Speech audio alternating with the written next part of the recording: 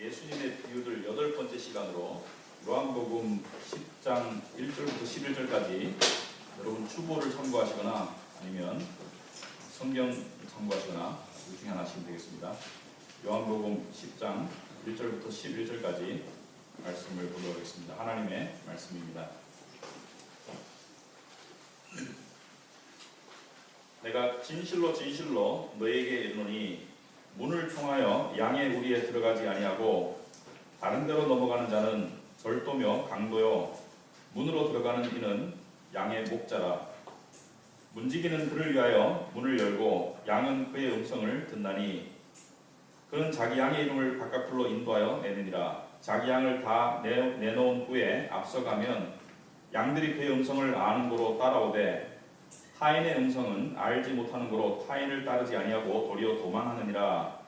예수께서 이 비유로 그들에게 말씀하셨으나 그들은 그가 하신 말씀이 무엇인지 알지 못하니라. 그러므로 예수께서 다시 이르시되 내가 진실로 진실로 너에게 말하노니 나는 양의 문이라. 나보다 먼저 온 자는 다 절도요 강도니 양들이 듣지 아니하느니라.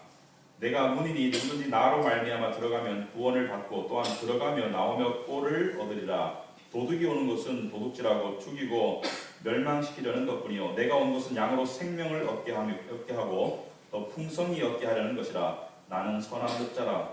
선한 목자는 양들을 위하여 목숨을 버리거니와. 아멘. 기도하겠습니다.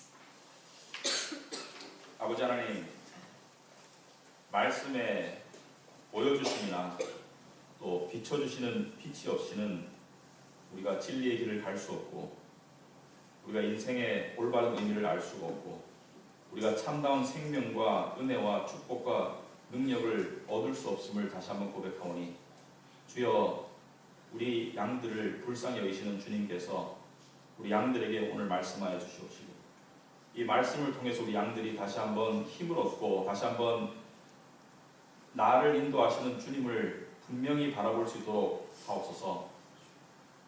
저는 아무것도 할 수 없지만 오직 성령과 말씀께서 이것을 할 수 있는 것을 믿사오니 주님께서 이 일을 하시옵고 우리 성도들의 마음 가운데 주님의 음성에 귀를 기울일 수 있는 그러한 영적인 귀를 열어주시고 눈을 뜨게 하시고 또 마음을 열게 하옵소서. 예수님 이름으로 기도합니다.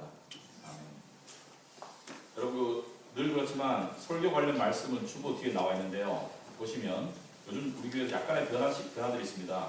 말씀 중에 좀 어려운 것은 밑에 영어로 적어 놓았고 제가 설교 시간에 가끔 영어를 쓰거든요. 근데 그것은 다른 목적이 아니라 우리 예배 드리시는 성도들 중에 특히 교포분들은 한국말을 100% 이해를 잘 못하세요. 그래서 그분들의 이해를 돕기 위해서 영어를 쓰는 것이니까 여러분들에게도 양해를 구합니다. 여러분들에도 영어 좀 한다고 생각하시고 생각하시면 되겠습니다. 자, 오늘 지난 시간 우리가 반석 위에 지은 집, 모래 위에 지은 집이 돼가지고 살펴보았습니다. 반석 위에 지은 집이라는 것은 말씀을 듣고 삶에 적용하고 행함을 통해서 정말 단단한 신앙의 집을 지어서 고난과 위기가 닥쳤을 때 굳건히 견딜 수 있는 집이 반석 위에 지은 집이다. 그래서 지난 시간에 7번째 비유를 살펴보았고 오늘은 8번째 시간인데 오늘 이 말씀은 특별히 보면 이 7절인가 8절에 보면 예수님께서 분명히 말씀하셨어요. 6절이군요. 6절에 보니까 예수께서 이 비유로 그들에게 말씀하셨으나 예수님께서 이것이 비유임을 분명히 말씀 속에서 이렇게 나와 있도록 하셨습니다. 그래서 이 비유인데 8번째 비유인데 이 비유 속에서 예수님께서는 당신을 목자라고 비유하시고 당신을 따르는 백성들을 양이라고 비유하십니다. 그래서 성경에 보면 하나님이나 주님 예수님께서 당신을 여러 가지 이렇게 용어로 표현하십니다. 하나님, 구세주, 그 다음에 주님 또는 나의 바위, 피난처 여러 가지 비유로 이야기하시는데 여기서 목자라는 것은 친근감 있는 이 표현이다. 그래서 이 목자는 양을 먹이고 보호하고 인도하는 것이 목자이죠. 양을 먹이고 그 다음에 양을 보호하고 위험으로부터 그리고 양을 끝까지 안전하게 인도하는 것이 목자의 역할인데 예수님의 일거수일투족은 예수님의 모든 가르침과 예수님의 모든 행적은 거의가 대부분이 구약의 예언이 되어 있죠. 그래서 구약을 예언이다. 신약을 성취이다. 그래서 구약에 예언되어 있는 모든 예언들을 예수님께서 오셔서 성취하셨다. 그래서 예수님께서 오셔서 나는 목자라고 하시는 것은 예수님께서 그냥 즉흥적으로 하시는 말씀이 아니라 구약에 예언이 되어 있습니다. 예를 들어서 에스겔서 24장 23절에 보시면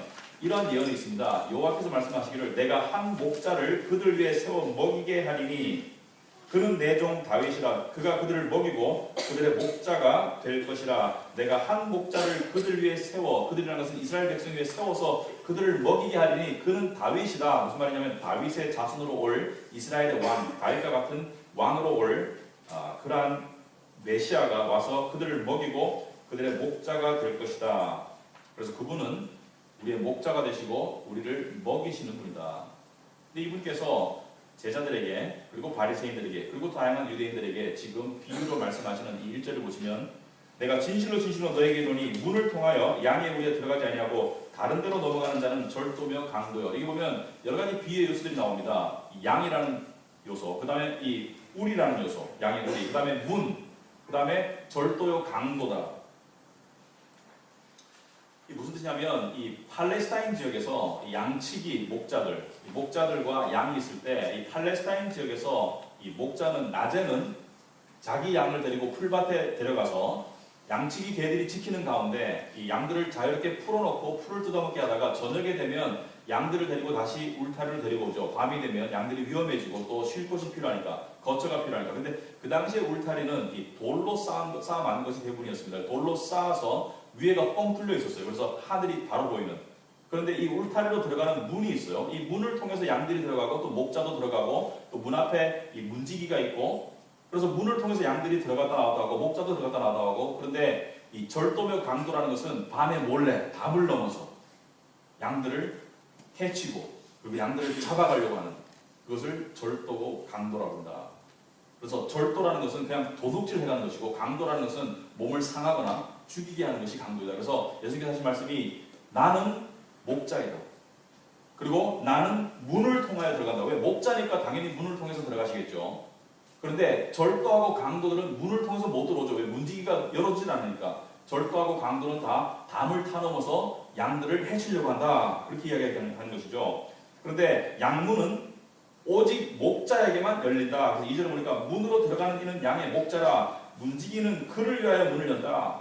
그리고 양은 그의 음성을 듣나니 그는 자기 양의 이름을 각각 불러 인도하여 내느니라. 바로 목자 되시는 주님께서 자기 백성을, 자기 양들을, 각자를 이름을 통해서 부르신다. 하나하나를 기억하시고 아시고 그리고 관찰하시고 보살핀다는 것을 이야기하고 있습니다. 자, 그렇다면 예수님이 목자이고 그리고 이 절도며 강도라는 것은 양을 해치는 자들이다. 나중에 누구인지 살펴보겠습니다만은 여기서 이 양들은 누구인가? 양들은 이 비유 속에서는 이스라엘 백성을 말하고 그리고 우리에게 적용하자면 교회 안에 있는 사람들을 말한다. 그리고 이 절도며 강도는 누구를 말하는가? 절도며 강도는 누구를 말하는가? 절도며 강도는 바로 거짓 선지자를 얘기합니다. 거짓 선지자. 양들을 해치려고 하는 거짓 선지자를 말한다. 또는 거짓 선생들을 말한다. 거짓 선생들. 성경에 많이 나와 있죠. 이 false prophets, false teachers. 그리고 그렇다면 양의 문이 우리의 문은 무엇을 상징하는가? 이 문도 예수님을 상징합니다. 실제로 보면 그러므로 예수께서 다시 이르시되 내가 진실로 진실로 너에게 말하노니 나는 양의 문이다. 자신이 양의 문이시고 9절에 보니까 내가 문이니 누구든지 나로 말미암아 들어가면 구원을 받고 또는 들어가면 나오며 꼴을 얻으리라. 오직 예수 그리스도를 통해서 예수님의 길을 통해서만 양들은 올바른 길을 갈 수 있고 그리고 꼴을 먹는다는 것은 양식을 공급받는다. 영적인 생명과 그 다음에 삶에 관한 그리고 구원에 관한 양식을 공급받고 그리고 궁극적으로는 이 문을 통해서 길이요 진리요 생명이신 예수 그리스도라는 문을 통해서 천국에 이르게 된다. 자, 그런데 그렇다면 마지막으로 강도며 절도는 누구인가? 절도는 도둑이란 말이죠. 도둑과 강도는 누구인가? 8절 보니까 이렇게 말씀하셨어요. 예수님이 나보다 먼저 온 자는 다 절도요 강도니 양들이 듣지 아니하였느니라. 이 절도며 강도들, 도둑이며 강도들을 제가 아까 거짓 선지자, false prophet, 거짓 선지자, 거짓 선생들이었다. 자, 그렇다면 거짓 선지자와 거짓 선생들은 예수님 이후에도 엄청나게 많았어요. 성경에 보면 복음서나 그리고 사도들의 서신들 속에서 많은 거짓 선지자들과 많은 거짓 선생들이 이 땅에 나올 것이다. 말세가 가까워질수록 그들이 더 많아질 것이다 라고 예언이 되어 있는데 왜 예수님께서는 나보다 먼저 온 자라고 말했는가? 나보다 먼저 온 자는 다 절도요 강도라고 말했는가? 무엇을 말하는 것인가? 자, 우리가 성경을 이해할 때 굉장히 중요한 원칙이 있습니다. 이 성경 말씀이 나에게 직접 말씀하시는 것이라고 바로 이해해서 안 될 경우가 많아요. 왜냐하면 이 성경을 이해하는데 키가 있어요. 그 키는 무엇이냐면 문맥을 바라봐라. 문맥을. context. 그 문맥 속에서 이해해라. 지금 예수님이 누구에게 이야기하고 있습니까? 바로 이스라엘 백성들에게. 지금 예수님 이후의 거짓 선생들과 거짓 이 선지자들, 거짓 선지자들과 거짓 선생들은 아직 출현하지 않았어요. 지금 예수님께서 말씀하시는 강도와 절도, 도둑, 거짓 선지자와 거짓 선생들은 예수님이 오시기 전에 왔던 거짓 선지자를 말합니다. 그렇다면 선지자는 무엇인가? 선지자는 prophet은 한마디로 말하면 하나님의 입이다. 하나님의 입. 하나님의 말씀을 대언하는 자다. 하나님의 말씀을, 특별히 하나님의 계시의 말씀을 대신 전하는 자들이다. 그래서 성경 말씀을 예언의 말씀이라고 하는 이유는 성경 말씀에는 역사를 미리 당겨서 하나님께서 선포하시는 미래의 계시의 내용들이 들어있기 때문에 prophetic words가 들어있기 때문에 그래서 계시의 말씀이라고 한다. 이 계시의 말씀이 들어있는 것이 성경인데 그것을 전하는 자들, 그것을 쓰는 자들을 선지자라고 한다. 그런데 예수님께서 하신 말씀이 앞에 온 자들이 다 거짓 선지자들이었다. 무슨 말이냐면 앞에 진짜 선지자도 있었지만 진짜 하나님의 선지자도 있었지만 앞에 많은 선지자들이 하나님이 보낸 선지자들이 아니었다는 것을 이야기하고 있습니다. 선지자였던 것처럼 행세했고 선지자였던 것처럼 말을 했지만 그들은 아니었다. 그래서 이 성경 말씀에 보면 예레미야 14장에 보시면 이런 말씀이 있어요. 여호와께서 내게 이르시되, 예레미야는 예수님 오시기 수백 년 전에 이 선지자였죠. 내게 이르시되 선지자들이 내 이름으로 거짓 예언을 하도다. 누구의 이름으로? 하나님의 이름으로 거짓 예언을 하도다. 나는 그들을 보내지 아니하였고 그들에게 명령하거나 이르지 아니하였거늘 그들이 거짓 계시와 점술과 헛된 것과 자기 마음의 거짓으로 너희에게 예언하는도다. 무슨 말이냐면 그들이 거짓 계시를 이 lying prophecies, 거짓 계시를 통해서 백성들을 오도한다. 하나님을 부인한 것은 아니에요. 그렇지만 하나님의 말씀이라고 하면서 그들에게 거짓 계시를 했고 거짓 예언을 했고 그 다음에 거짓 환상, lying visions and dreams, 거짓된 비전과 드림, 꿈들을 이야기했다. 내가 꿈을 꾸었는데 이런 일이 너에게 일어날 거야. 이런 것들. 내가 방언을 받았는데 이런 일이 너에게 일어날 거야. 이런 일들.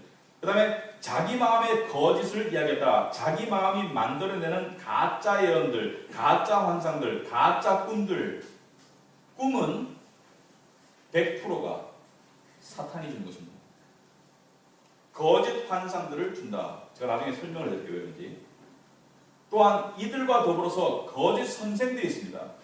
어떠한 자들이냐면 진리의 말씀을 왜곡해서 디스토트 해가지고 그렇게 전하는 자들이 거짓 선생들이다. 자, 그렇다면 이들의 목적이 무엇이냐? 왜 거짓 선지자와 거짓 선생들이 예수님 전에 있었고 예수님 이후에 그렇게 많을 것이라고 성경에 나와 있는가? 마태복음 7장 15절에 보면 이렇게 나와 있죠. 말세를 사랑하는 우리들에게 이런 경고를 하고 있습니다. 거짓 선지자들을 삼가해라.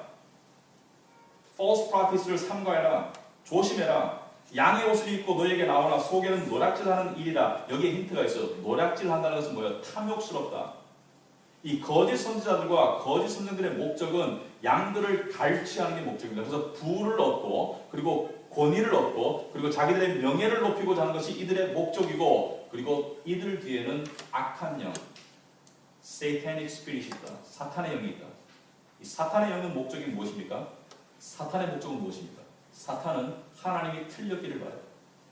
사탄은 하나님의 창조가 아무 가치 없기를 바랍니다. 사탄은 어느 누구도 하나님의 구원을 얻기를 원하지 않아요. 그래서 예수님께서 분명히 말씀하셨죠. 10절에 도둑이 오는 것은 도둑질하고 죽이고 멸망시키려고 한다. 사람들로부터 평안과 사람들로부터 사랑을 도둑질하고 그들을 멸망시키고 그들을 죽이는 것이 사탄의 목적이다. 그러므로 인간의 욕심과 사탄의 이 악한 의도가 합쳐져서 같이 공통분모를 만들어낸 것이 거짓 선지자입니다. 이들은 사탄의 가르침과 사탄의 힘을 빌려서 하나님의 백성들을 마치 천사인 것처럼 가장해서 그들에게 나타나서 하나님의 백성들을 잘못된 길로 인도하는 것이 이들의 목적이다. 거짓 선지자들의 목적이다. 그런데 이러한 거짓 선지자들과 거짓 선생들의 달콤한 유혹과 협박이 있죠. 나의 말을 들으면 인생이 잘 풀릴 거야. 내가 계시를 받는데 이렇게 하면 네 인생이 잘 풀린대. 그리고 또 협박이 있죠. 내 말을 듣지 않으면 나를 떠나면 하나님을 떠나는 것이 될 것이고 나를 떠나면 내 말을 듣지 않으면 하나님의 벌과 저주가 임할 것이다. 그래서 이들은 사람들을 유혹하고 사람들을 협박해서 그들을 자기가 원하는 형태의 양들로 만들어서 양이 아니죠. 자기가 원하는 형태의 염소들로 만들어서 그 위에 군림하고 그들의 피를 빨아먹기를 원하는 이들이 거짓 선지자들, 이들이 강도이고 이들이 절도이다. 자, 그렇다면 우리에게 이 말씀은 무엇을 의미하는 거예요? 우리에게 이 말씀이 우리에게 의미하는 것이 무엇인가? 우리가 처음에 이 theological하게 신학적인 이 의미가 무엇인가? 소셜리하게 사회적으로 무슨 의미가 가지는 것인가? 교회 안에서는 어떤 의미가 있고 교회 밖에서는 어떤 의미가 있는가? 여러분 이 거짓 선지자들은 마치 하나님의 말씀을 전하는 것처럼 하는 자들인데 이들은 교회를 특히 교회 안에 있는 이 염소들을 양이 못되게 만들고 그리고 양들도 시달리게 만들어요. 양들도 현혹할 수 있으면 현혹하려고 노력합니다. 그래서 구원받지 못하도록 만들고 구원받은 자들은 평강을 누리지 못하도록 만들려고 합니다. 구원받은 자들은 하나님 안에서 은혜와 축복을 평강을 누리지 못하도록 만드는 게 이들의 목적인데 이들은 예수님의 예언대로 사도들의 예언대로 예수님이 부활하시고 승천하시고 난 다음에 역사 속에서 엄청나게 출현했고 지금도 우리 주위에 쫙 깔려 있어요. 교회 역사를 한번 살펴봅시다. 초대 교회를 살펴보면 예수님께서 승천하시기 전에 사도행전 1장에 이렇게 말씀하셨어요. 성령이 너에게 임하실 것인데 너희가 성령이 임하면 권능을 받고 예루살렘과 사마리아와 유대와 온 땅끝까지 나의 증인이 될 것이라. 그래서 예수님께서 하신 말씀이 이 기독교는 이 십자가를 통해서 세워진 이 크리스천이티, 이 기독교는 사람이 만든 종교가 아니고 그래서 사람에서 국한될 수 없는 지역 종교가 아닌 전 세계로 복음이 이방 땅에 다 퍼질 때 그때 내가 다시 올 것이다. 그래서 종교를 살펴보면 물론 기독교는 진정한 의미에서 종교가 아니지만 불교, 힌두교 모든 종교를 살펴보면 대부분의 종교들이 지역에 국한되어 있습니다. 힌두교는 인도 땅, 불교는 아시아 국한되어 있지만 기독교만 전 세계로 퍼져나가고 있고 지금도 퍼져나가고 있어요. 왜? 하나님이 만드신, 하나님이 시작하신 것이기 때문에. 그러나 이 기독교의 번짐을 방해하는 악의 세력이 있을 것이다. 그 악의 세력이 사회적으로, 교회적으로 어떻게 교회를 괴롭혀왔는가. 여러분이 잘 아시다시피 기독교가 로마의 공인을 받기 전까지 4세기 초 전까지 약 300년 가까이 기독교는 엄청난 박해를 받았고 지금도 순교자가 많이 나오고 있습니다. 그런데 그 당시에 이 기독교인들을 박해할 때 첫째는 사회적으로 소위 말해서 요즘 말하면 취직을 하거나 장사를 하거나 많은 불이익을 당했어요. 기독교인은 쓰질 않았습니다. 기독교인은 사회적으로 부자가 되기가 엄청 힘들었고 공직에 나가는 것은 거의 불가능했어요. 왜? 시저를 숭배하지 않기 때문에. 공직에 나가는 것도 불가능했을 뿐만이 아니라 기독교인들은 잡혀서 신문당하고 박해당하고 심지어 순교당하고 죽이기까지 했죠. 그런데 죽이는 방법이 여러 가지가 있었어요. 역사를 보면 십자가에 매달아 죽이도록 했습니다. 왜? 자기들이 믿는 예수처럼 죽어봐라.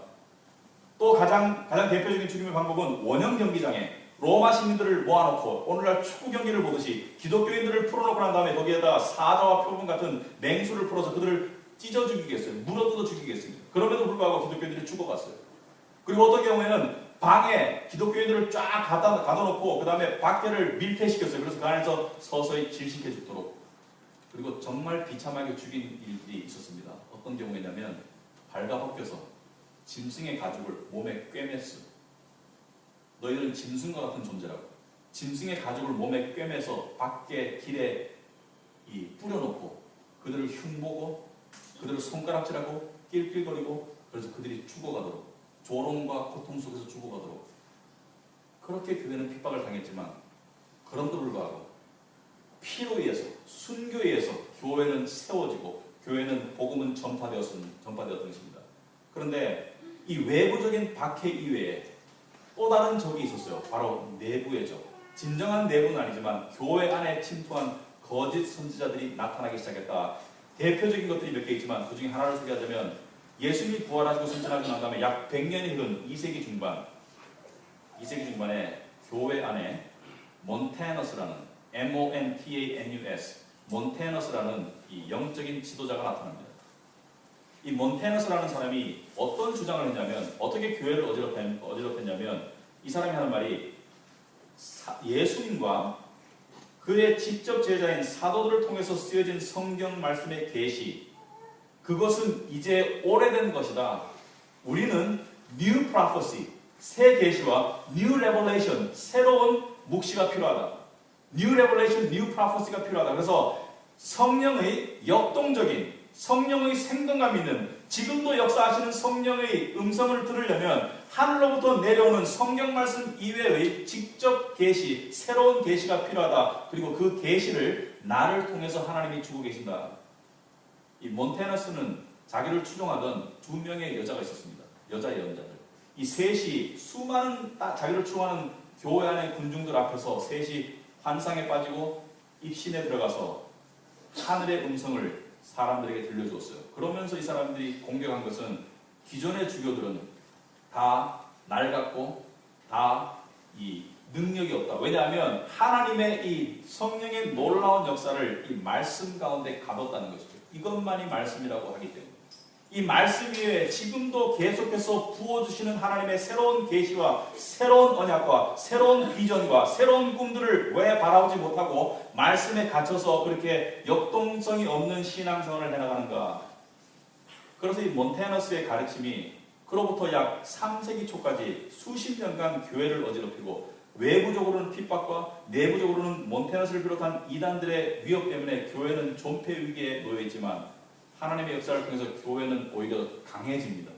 이 이단을 반박하기 위해서 진짜 이 정통 신학이 생겨나고 그리고 핍박 가운데 교회는 더 강해지고 하나님의 역사가 있었는데 역사를 거듭해서 몬테너스 같은 사람들이 많이 나타났어요. 오늘날 우리나라에도 이런 부류가 있습니다. 있어 왔었고 지금도 있어요. 가장 대표적인 그룹이 아이돌 그룹이 아니라 이런 이단의 그룹이 소위 말하는 New Apostles, 신사도 운동입니다. 신사도 운동. 여러분 신사도 운동이 뭔지 아십니까? 신사도 운동은 이것입니다. 짧게 말하자면 예수님께서 12명의 사도들한테 계시의 말씀을 주셨다 1세기에. 그리고 이 마지막 말세에 하나님께서 새로운 사도들, New Apostles, 새로운 사도들을 선택하셔서 그들을 통해서 교인들이 들어야 될 따끈따끈한 새로운 계시를 지금도 쏟아붓고 계시는데 이들한테 모여야지 진정한 구원이 있고 이들한테 모여야지 진정한 역동적인 신앙생활을 가능하기 때문에 이들에게 모여라. 그래서 심지어 기성교회들까지 이러한 부류들의 사람을 모아서 집회를 하는 그러한 웃지 못한 꼬라지를 보게 됩니다. 여러분, 그런데 성경 말씀을 한번 볼까요? 요한계시록 22장 18절에 보시기 바랍니다. 성경의 가장 마지막에 쓰여진 말씀입니다. 뭐라고 되어 있습니까? 내가 이 두루마리의 예언의 말씀을 듣는 모든 사람에게 증언하노니, 두루마리라는 것은 쓰여진 말씀을 말하죠. 쓰여진 성경 말씀의 예언을 듣는 모든 사람들에게 말하노니, 증언하노니, 만일 누구든지 이것들 외에 더하면, 이 하나님의 계시 말씀 외에 더하면 하나님이 이 두루마리에 기록된 재앙들을 그에게 더하실 것이요. 더하라는 말입니까? 더하지 말라는 말입니까? 더할 수 없다는 것이죠. 두 번째로 19절에 만일 누구든지 이 두루마리의 예언의 말씀에서 제하여 버리면, 이 말씀을 부인하면 하나님이 이 두루마리에 기록된 생명나무와 그 및 거룩한 성에 참여함을 제하여 버리시리라. 생명책에서 이름을 제하여 버리실 것이다. 무슨 말입니까? 이 말씀의 완전성, the completeness of Scripture, 말씀의 완전성 and the sufficiency of the Scripture, 말씀의 충분성을 이야기하는 것이죠. 이 말씀 안에 하나님이 하시고자 하는 우리의 생명과 구원에 필요한 모든 말씀을, 모든 예언을, 모든 계시를, 말세 마지막까지 필요한 모든 가르침을 이 안에 충분히 다 적어놓았기 때문에 더 이상의 There will be no more further revelation, 더 이상의 계시는 없을 것이다. 이게 말씀의 마지막 종결입니다. 그러므로 New Prophecy 없습니다. New Apostles 불가능해요. 누구입니까 그들은? 하나님의 사도를 가장한 사탄의 일꾼들일 수밖에 없습니다. 물론 하나님께서 우리에게 기도응답의 확신과 하나님의 인도의 확신과 상황을 통해서 주어지는 하나님의 뜻을 우리가 느낄 수 있도록 만들어요. 자연을 통해서 하나님께서 우리에게 하나님을 느낄 수 있도록 만들지만 하나님의 특별한 인도하심, 특별한 계시, 특별한 가르침, 특별한 인도는 오직 이 말씀의 바운더리 안에서만 주어진다는 것을 우리가 이해해야 됩니다. 이 말씀 밖에서 주어지는 모든 계시와 모든 꿈과 모든 환상은 다 사탄의 것이다. 그런데 왜 사람들은 이런 거짓 선지자들에게 열광하고 빠져드는 거예요? 여러분 가보면, 저는 안 가봤습니다. 비디오로 봤어요. 열광하더라고요. 막 이 환상에 젖은 것 같아요. 왜 그런가? 첫째는 신앙생활의 지루함에 염증을 느낀 사람들이 이들을 쫓아갑니다. 신앙생활에 좀 흥분되고 싶은데, 인투지애즘이 있고 싶은데, 열광하고 싶은데 그런 열광이 기존 교회에 없다고 이들을 찾아가고 있어요. 둘째는 무엇입니까? 이들의 계시를 통해서 나를 향한 특별한 하나님의 음성을 듣고 싶어요. 특별한 하나님의 음성. 제여가 내년에 너는 어디에서 어떠한 일을 할 거야. 저한테 그런 계시를 주신 분들이 있어요. 과거에. 하나도 안 됐습니다.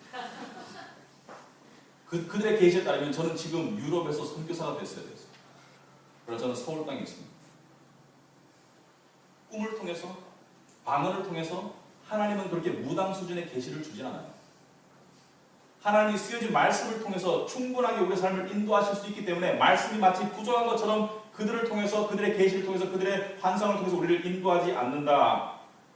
그들은 그들의 잘못된 가르침을 통해서 사람들이 성경책을 의지하지 않도록, 그리고 특별한 계시와 꿈을 쫓도록, 그래서 무당 수준의 신앙을 하도록, 그래서 멸망하도록 만들려고 하는 것이 그들의 목적이다. 자, 그런데 아까 제가 왜 그랬죠? 왜 이런 데 빠지냐고? 왜 빠지냐면 신앙생활의 지루함, dryness, 메마름 때문에 그렇다. 그렇다면 여러분, 이 신앙생활의 잘못된 열광, 이 misplaced enthusiasm과 이 영적인 무관심, spiritual apathy, 둘 중에 뭐가 더 나쁠까요? 양들에게? 또는 교회 안의 사람들에게? 잘못된 열광과 이 영적인 무관심 둘 중에 뭐가 나쁠까요? 둘 다 나빠요. 둘 다 나빠요. 왜냐하면 오늘날 영적인 메마름, 삶의 공허함 때문에 힘들어하는 사람들이 많아요.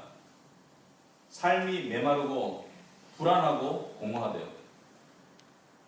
특별히 교회 안에도 그런 사람들이 있습니다. 그래서 현대인들이 하는 많은 활동들 중에 그 활동을 즐기기 위한 목적이 아니라 오히려 이 메마름과 공허함으로부터 탈출하려고 그러한 활동을 하는 경우가 많습니다. 무슨 말이냐면 이 현대인들이 하는 이 various activities가 the purpose가 그것을 enjoy 하는 것이 목적이 아니라 to get away from their emptiness and dryness in their lives. get away 하기 위해서. 맛집을 찾아다니고, 친구 만나 수다 떨고, 영화 보러 가고, 페이스북에서 수시간을 보내고, 그 자체가 목적인 경우도 있지만 그것보다도 더 나아가서 삶의 dryness, 삶의 emptiness를 로부터 벗어나기 위해서 그럴 때가 많다. 그런데 문제는 이 dryness와 empty의 feeling은 순간적으로 벗어날 수 있어요. 느낌은 순간적으로 벗어날 수 있지만 그 dryness와 emptiness 자체로부터 벗어나지 못합니다. 뭐냐면 그런 것들로부터 구원이 있을 수가 없어요. 그런 것으로부터 벗어나는데 이러한 것들이 도움을 주지를 못합니다. 그런데 또 다른 문제가 있다. 문제는 우리가 영적인 공허함과 영적인 나태함, 영적인 이 메마름을 해결하지 못하면 또 다른 도전에 공격을 받게 된다. 마치 교회가 외부적으로 핍박이 있었고 내부적으로 이단이 있었고 영적으로도 공격을 받고 사회적으로도 공격을 받는 속에서 튼튼하지 못했다면 쓰러졌을 거예요. 마찬가지로 양들이, 신앙인들이 내부적인 영적인 공허함과 영적인 메마름 속에서 그대로 사로잡혀 있으면 외부에서 몰려오는 이러한 협박의 공격을 이길 수가 없다. 우리는 엄청나게 공격받고 있어요. 음성의 공격들, 소리의 공격들. 여러분, 소리도 무섭습니다. 예수님 말씀하셨죠. 내 양은 내 음성을 듣는데 타인의 음성을 안 듣는다고. 여러분, 이 세상이 누구의 지배 아래 있나요? 하나님. 그렇지만 실제적으로 사탄. 사탄은 세상을 통해서 우리에게 엄청난 유혹과 협박의 음성들을 쏟아내고 있습니다. 우리에게. 우리는 매일 이 음성을 우리 육신을 통해서 내부적으로 듣고 있습니다. 예를 들어서 경제가 어려우니까 까딱하면 잘못될지 몰라. 직장이 구조조정할지 몰라. 네가 그렇게 원하는 거 평생 안 될지 몰라. 너의 삶은 별 볼 일 없을지 몰라. 그렇게 살다가 늙고 죽고 말 거야. 너는 실패자야. You're a failure. 너는 실패자야. 결국에는 너에게나 네가 사랑하는 가족에게 불행이 닥치고 말 거야.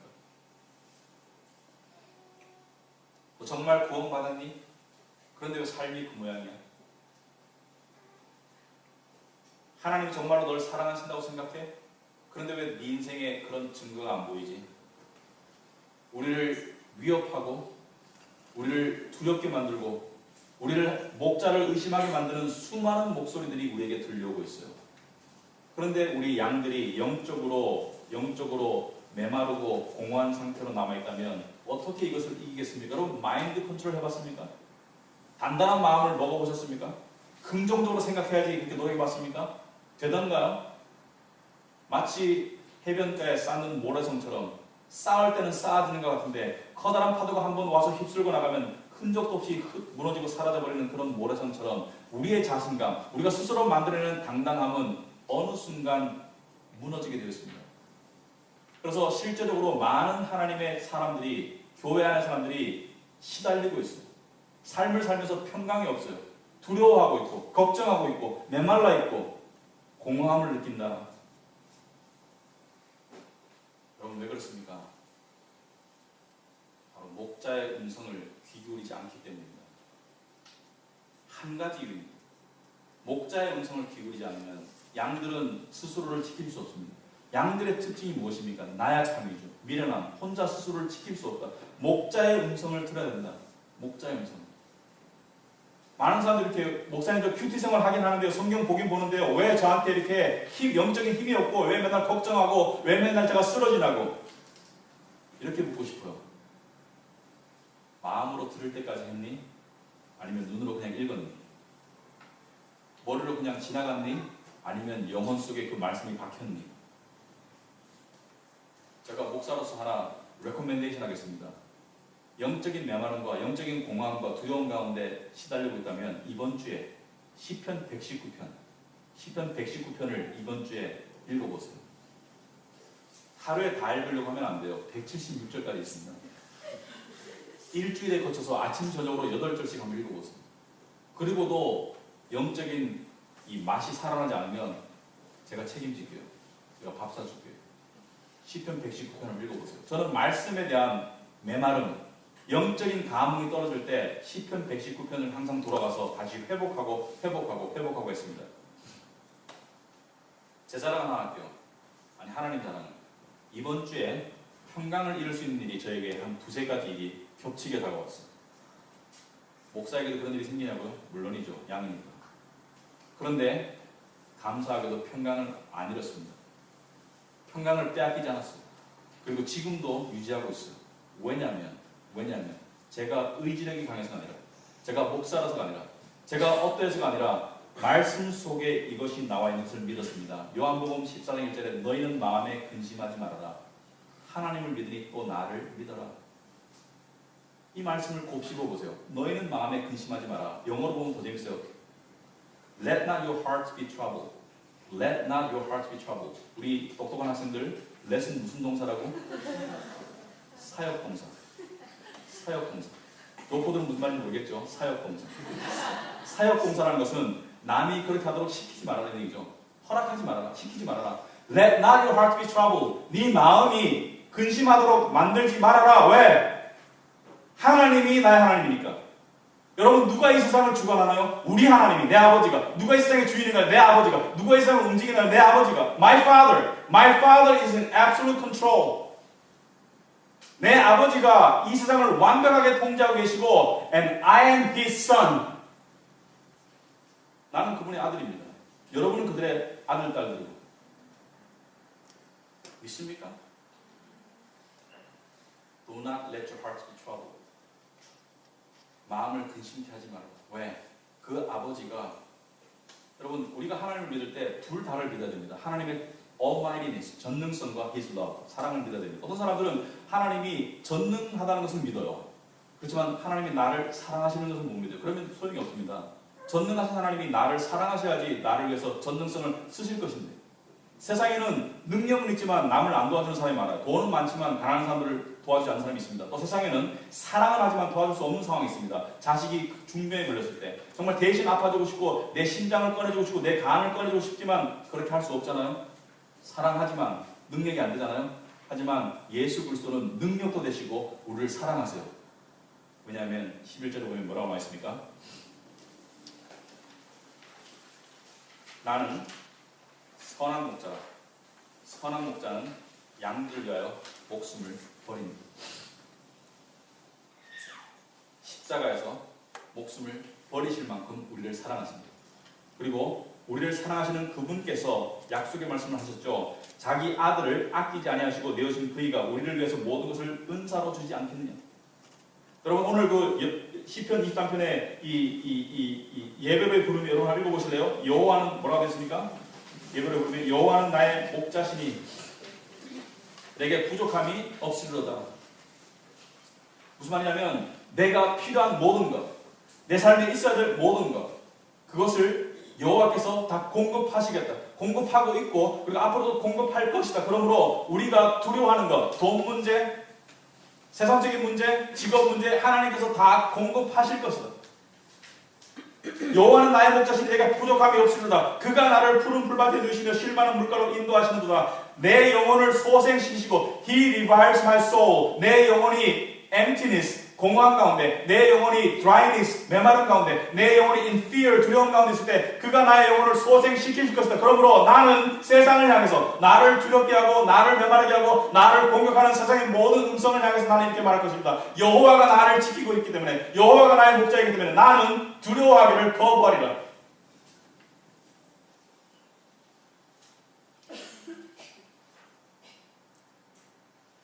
여러분, 산이 무너지고 바닷물이 몰려와도 우리는 두려워하지 않을 수 있습니다.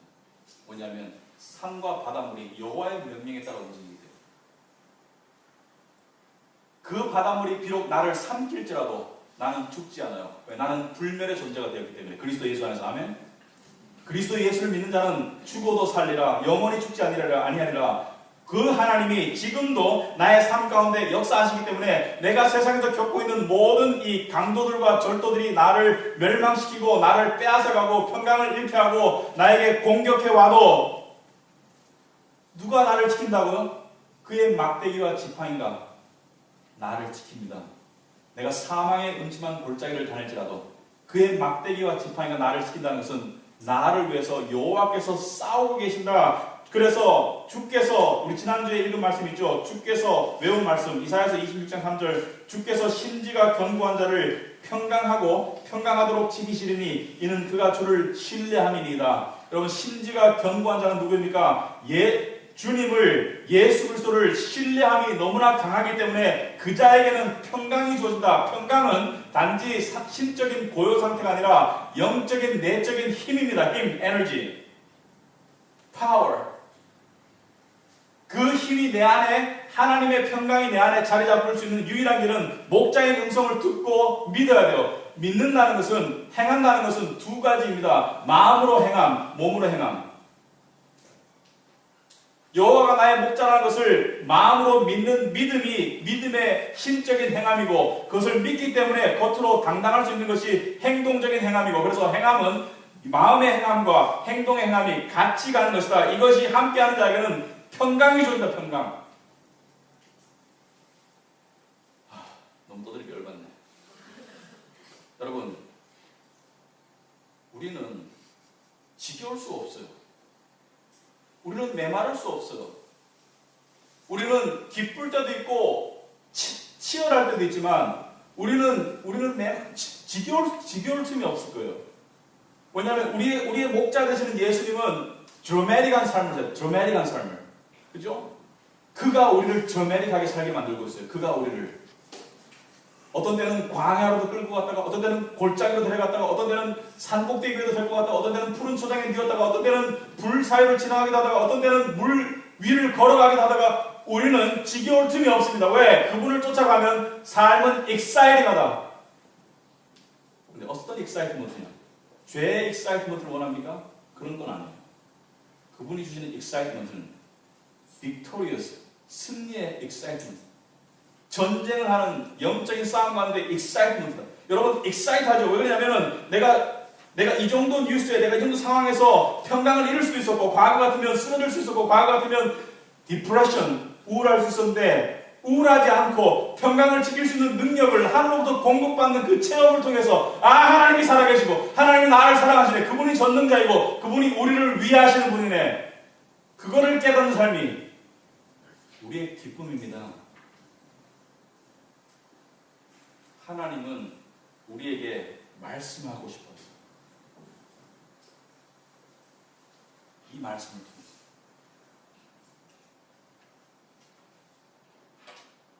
이 말씀을 통해서 주의 음성을 듣는 자는